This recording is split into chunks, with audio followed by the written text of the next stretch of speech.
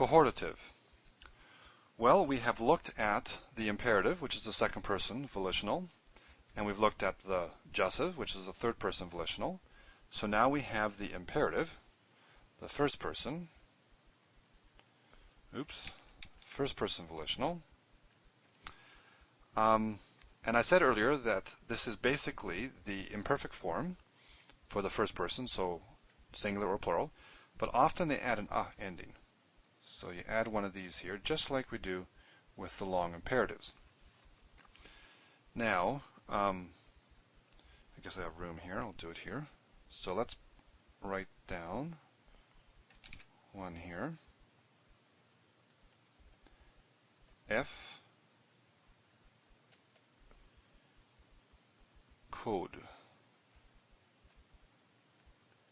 So this is the imperfect 1CS form of pakad, F code.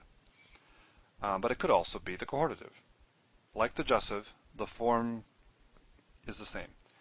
Usually, however, you can tell a cohortative because it has this at the end. So usually we have some help. In other words, usually if you see it by itself, it's not the cohortative. So if we add the let me do this with green. I don't know what I did before, but so we add at the end.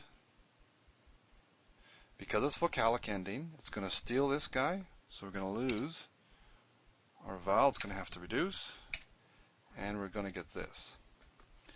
Let's just make sure I got this right.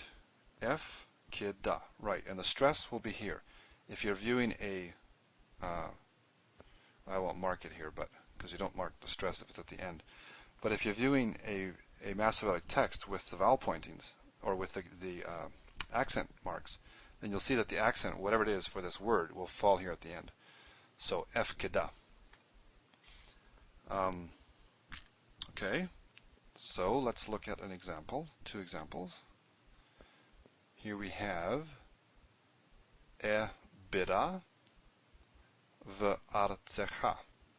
So Eretz is land, your land, and this is really the direct object marker. And avar is to pass, or to pass through. So here we have a cohortative. We see the ending here, and it's first person, So let me pass through your land. And this is a SEO example from page 208, and this is found in Numbers 21:22. So here we have a first person cohortative with the ending of the verb avar, to pass. Now here we have another example. This one is plural. Nechreta vrit.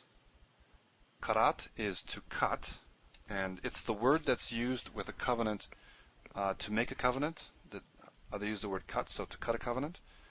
And we see that this is a cohortative, and it's plural with the ne on there. So nechreta vrit. Vrit is covenant.